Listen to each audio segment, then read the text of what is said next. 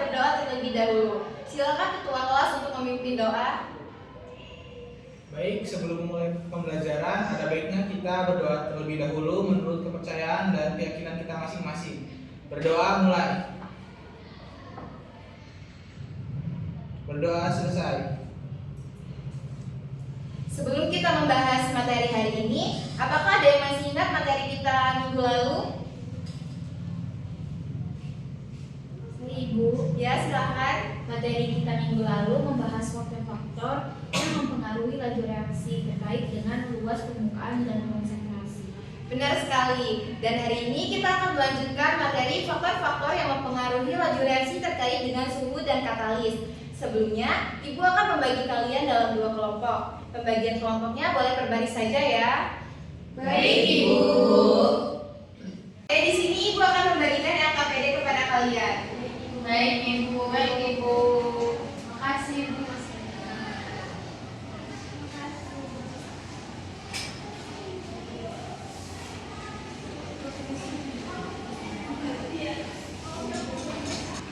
Baik, silakan kalian mengamati wacana yang terdapat pada LKPD. Kemudian nanti setiap kelompok untuk mengajukan pertanyaan ya. Baik, Ibu.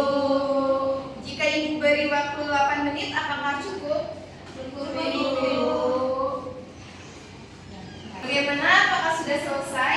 Jika sudah selesai, boleh langsung saja untuk membacakan pertanyaannya ya. Saya Ibu, Ya, silakan. izin bertanya Ibu, pada wacana 1 Bu, kenapa apel yang disimpan di luar lemari es lebih cepat layu dibandingkan dengan apel yang ada di dalam lemari es? Oke, pertanyaan yang bagus Putri. Adakah di sini dari teman-teman yang bisa menjawab pertanyaan dari Putri? Ya, silakan. Izin menjawab Ibu, apel yang disimpan di luar lemari es lebih cepat layu karena suhu ruang lebih hangat, sehingga proses pembusukan berjalan lebih cepat, sedangkan suhu dingin di lemari es memperlambat proses pembusukan. Ada yang ingin berpendapat lagi? Saya, Bu, Ya, silakan. apabila kita menyimpan di dalam lemari es, reaksi pembusukan yang terjadi akan berlangsung lebih lama, Bu, daripada yang tidak dimasukkan ke dalam lemari es. Oke, jadi apa yang menyebabkannya berbeda? Saya Bu, Ya, silakan.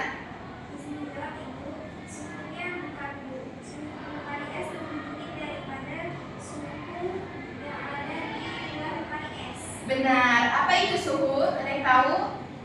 Ibu, Ya, silakan. suhu itu adalah ukuran panas dinginnya suatu benda Ibu.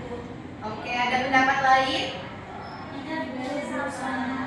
Baik, adakah yang ingin bertanya terkait dengan wacana yang kedua?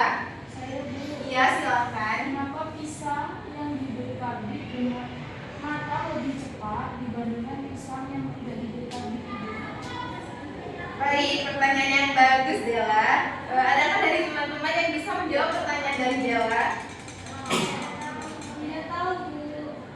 Oke, jadi karbit dalam proses pematangan pisang ini berperan sebagai katalis. Oh, jadi yang diberi katalis itu membuat pisang lebih cepat matang ya Bu? Ya, betul. Baik, supaya menambah pemahaman kalian mengenai suhu dan katalis, coba kalian amati wacana percobaan pada halaman selanjutnya dari LKPD yang telah Ibu berikan ya. Baik, Ibu. Baik, dari wacana yang telah Ibu tampilkan, coba masing-masing kelompok berdiskusi untuk menentukan apa saja variabel bebas, terikat, dan kontrolnya, serta alat, bahan, dan prosedur dari wacana percobaan suhu dan katalis. Ibu beri waktu 10 menit ya. Baik, Ibu. Baik, Ibu. Jadi jawabannya langsung ditulis di LKPD. Iya, silakan langsung ditulis di LKPD saja ya. Baik, Ibu. Bagaimana? Apakah sudah selesai? Sudah, Ibu. Baik, sekarang silakan kelompok 1 untuk menyebutkan variabel, alat bahan, dan prosedur percobaannya. Untuk prosedur cukup dipaparkan saja ya. Baik, Ibu. Izin menjawab, Bu. Jadi, variabel terikatnya yaitu waktu reaksi yang diukur berdasarkan lamanya pembentukan gelembung. Variabel bebasnya suhu lautan muka, sedangkan Sedangkan variabel kontrolnya yaitu volume larutan, jumlah baking soda, dan jenis alat yang digunakan. Oke, benar. Selanjutnya untuk alat dan bahan. Saya Ibu. Ya, silakan. Alatnya ada tiga, yaitu wadah plastik kecil, termometer, stopwatch, dan pemanas air. Lalu untuk bahannya itu ada baking soda atau NaHCO3 dan juga CO2. Baik, sekarang untuk prosedur percobaannya. Di kelompok 1. Ya, silakan. Untuk prosedurnya itu yaitu menyiapkan 3 wadah plastik kecil, masing-masing diisi dengan formula cuka yang sama. Memanaskan cuka pada 2 wadah sehingga suhu 40 derajat Celcius dan 60 derajat Celcius. Sementara satu wadah dibiarkan pada suhu kamar. Mengukur suhu larutan menggunakan termometer untuk memastikan suhu sesuai. Menambahkan baking soda dengan jumlah yang sama masukkan ke wadah yang berisi cuka. Mencatat waktu mulai detiknya lembu dan mengamati juga serta kecepatan reaksi hingga selesai. Lalu membandingkan waktu reaksi dan intensitas pertukaran lembu untuk setiap suhu. Baik, benar ya. Sekarang untuk kelompok 2 untuk menyebutkan variabel, alat bahan, dan prosedur percobaannya. Izin menjawab Ibu. Jadi variabel ketika laju reaksi yang diamati dari jumlah bentuk oksigen yang terbentuk, variabel bebasnya penambahan sedikit tadi, dan variabel kontrolnya volume larutan, konsentrasi larutan, jenis dan jumlah sedikit tadi, serta suhu dan kondisi lingkungan selama percobaan. Baik, kemudian untuk alat dan bahannya. Alatnya ada 2, gelas plastik, stopwatch, dan sendok kecil. Lalu bahannya larutan hidrogen peroksida 3% dan serbuk ragi. Baik, coba sekarang untuk prosedur percobaannya. Menjawab Ibu. Ya. Yang pertama itu menyiapkan larutan hidrogen peroksida 3%, serbuk ragi, 2 gelas plastik, sendok kecil, dan stopwatch. Pada percobaan pertama, tuangkan larutan hidrogen peroksida ke dalam gelas plastik pertama tanpa menambahkan katalis. Kemudian amati dan catat perubahan yang terjadi. Pada percobaan kedua, tambahkan 1 sendok kecil serbuk ragi ke dalam gelas plastik yang kedua yang berisi hidrogen peroksida. Kemudian amati dan catat perubahan yang terjadi, terutama jumlah dan kecepatan pembentukan gelembung oksigen. Kemudian membandingkan hasil antara kedua percobaan untuk menentukan pengaruh katalis terhadap laju reaksi. Baik, terima kasih anak-anak. Jadi jawaban kalian tadi sudah benar ya. Sepertinya kalian cukup memahami apa yang ada dalam wacana ini. Mungkin agar kalian lebih paham lagi dengan materi kita hari ini, kita akan melakukan praktikum. Nah, untuk panduan praktikumnya akan Ibu bagikan. Setelah itu kalian baca dan pahami ya. Baik, Ibu. Baik, setelah kalian mempelajari rancangan tersebut, selanjutnya kita akan melakukan praktikumnya. Silakan gunakan jas lab dan sarung tangan lateksnya dan mari kita menuju ke laboratorium. Baik, Ibu. Baik anak-anak, jadi di sini kita akan melakukan 2 percobaan, di mana kelompok 1 melakukan percobaan suhu terhadap penentuan laju reaksi dan kelompok 2 melakukan percobaan katalis terhadap laju reaksi. Baik, sebelum kita mulai, adakah yang bisa menyebutkan alat-alat yang akan kita gunakan pada percobaan kali ini? Saya Bu. Silahkan. Untuk percobaan pengaruh suhu terhadap laju reaksi, alat-alat yang digunakan yaitu kertas 2 lembar, gelas kimia, batang pengaduk, penangas listrik, stopwatch, dan juga termometer.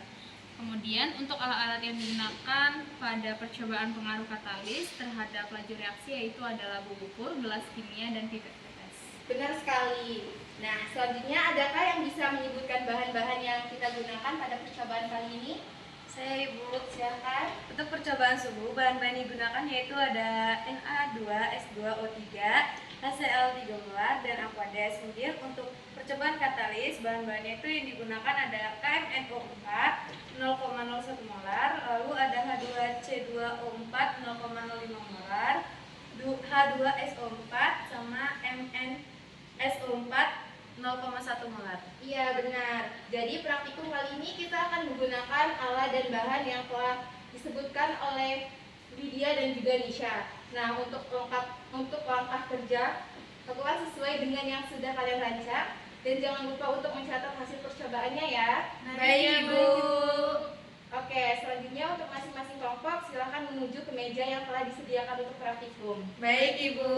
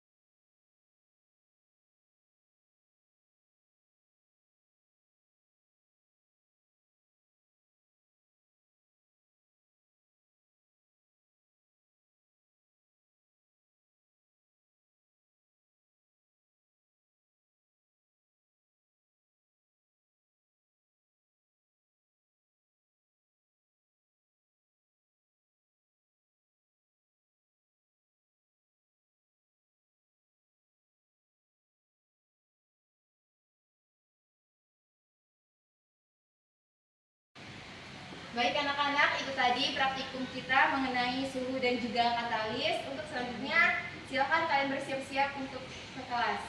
Terima kasih, baik Ibu.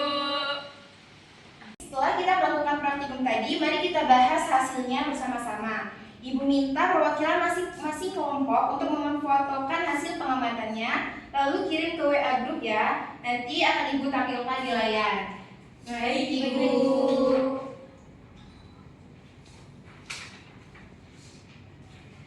Baik anak-anak, sekarang coba kalian amati tabel hasil pengamatan. Baik, Ibu. Pertama, mari kita bahas hasil pengamatan percobaan pengaruh suhu terhadap laju reaksi terlebih dahulu.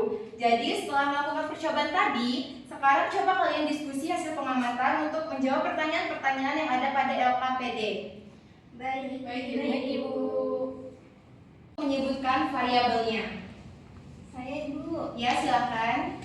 Untuk variabel bebasnya itu suhu, variabel terikatnya waktu yang diperlukan hingga tanda silang tidak terlihat. Lalu variabel kontrolnya volume Na2S2O3, volume HCl, konsentrasi Na2S2O3 dan konsentrasi HCl Ibu. Iya benar.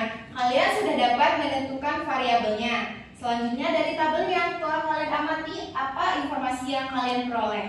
Saya Ibu. Iya, silakan. Berdasarkan hasil pengamatan terlihat bahwa semakin tinggi suhu maka semakin cepat waktu reaksi berlangsung.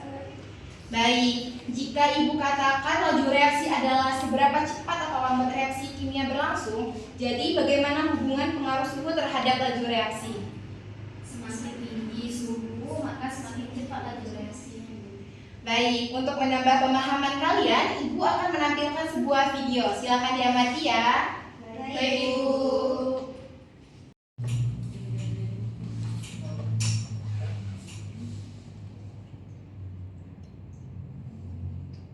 Sebelumnya kalian sudah mempelajari teori tumbukan.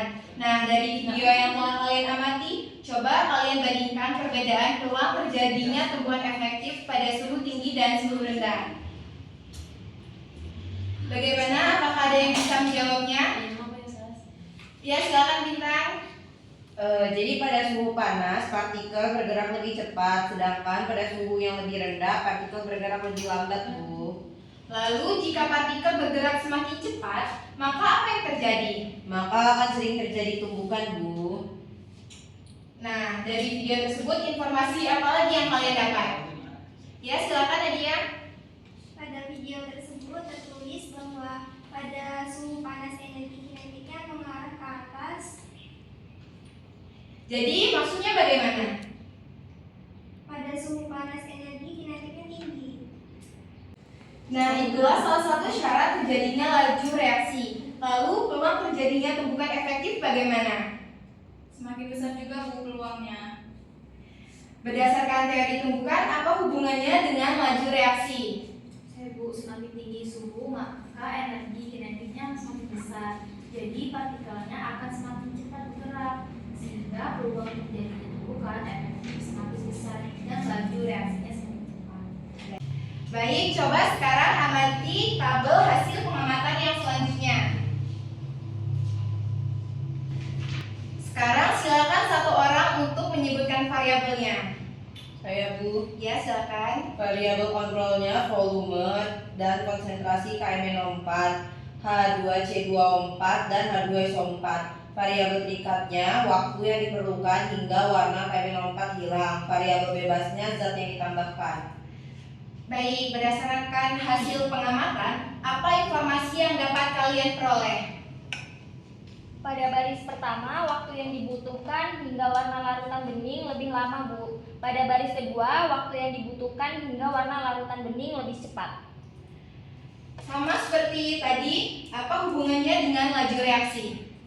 Pada larutan yang diberi MnO4, laju reaksinya lebih cepat dibandingkan dengan larutan yang tidak diberi MnSO4, Ibu. Jadi, dalam reaksi tersebut, MnSO4 berperan sebagai apa? Katalis, Bu. Baik, untuk memperdalam pengetahuan kalian mengenai katalis, Ibu akan menampilkan sebuah grafik tentang larutan yang diberi katalis dan tidak. Coba kalian analisis ya. Ibu. Baik, apa informasi yang kalian dapatkan dari grafik tersebut? Dari grafik tersebut saya mendapatkan informasi bahwa katalis dapat menurunkan grafik energi aktivasi, Bu. Coba maju ke depan dan jelaskan pada teman-teman. Jadi pada grafik pertama yang reaksi tanpa katalis, energi aktivasinya tinggi, sedangkan yang ditambahkan MnSO4 atau katalis, energi aktivasinya lebih rendah.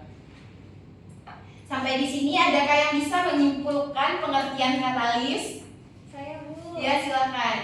Jadi katalis adalah zat yang jika ditambahkan dapat mempercepat laju reaksi, Bu. Coba sekarang jelaskan bagaimana cara kerjanya menurut pemahaman kalian. Biasanya untuk bereaksi, partikel kan membutuhkan energi yang tinggi ya Bu untuk mencapai energi aktivasi yang dituju supaya bisa saling bertumbukan dan menghasilkan produk. Nah, menurut saya fungsi katalis ini menurunkan energi aktivasi yang dibutuhkan. Jadi lebih banyak partikel yang energinya terpenuhi supaya bisa saling bereaksi, Bu. Baik, untuk memperdalam pemahaman kalian, Ibu akan menampilkan suatu animasi. Silakan diamati ya. Baik, Ibu.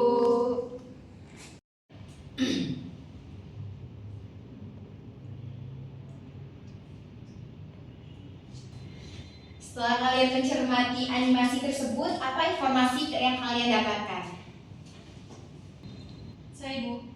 Ya, silakan. Saat katalis ditambahkan, energi aktivasinya menjadi lebih rendah, sehingga partikel-partikel yang sebelumnya energi kinetiknya tidak cukup untuk melakukan tumbukan karena tingginya energi aktivasi, menjadi dapat melakukan tumbukan karena energi aktivasinya sudah rendah, Bu. Selanjutnya bagaimana dengan peluangnya?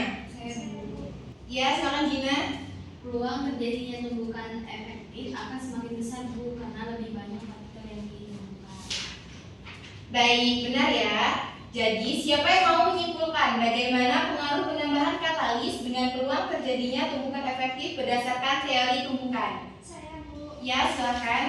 Sama seperti yang disampaikan Gina tadi, jadi saat katalis ditambahkan, energi aktivasinya menjadi lebih rendah, sehingga partikel-partikel yang sebelumnya energi kinetiknya tidak cukup untuk melakukan tumbukan karena tingginya energi aktivasi, menjadi dapat melakukan tumbukan karena energi aktivasinya sudah rendah.